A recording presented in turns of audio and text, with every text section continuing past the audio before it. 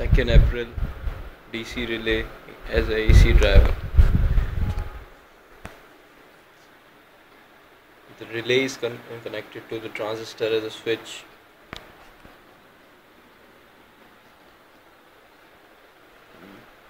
For the IV to be provided, I'll plug in the USB, turn on the monitor.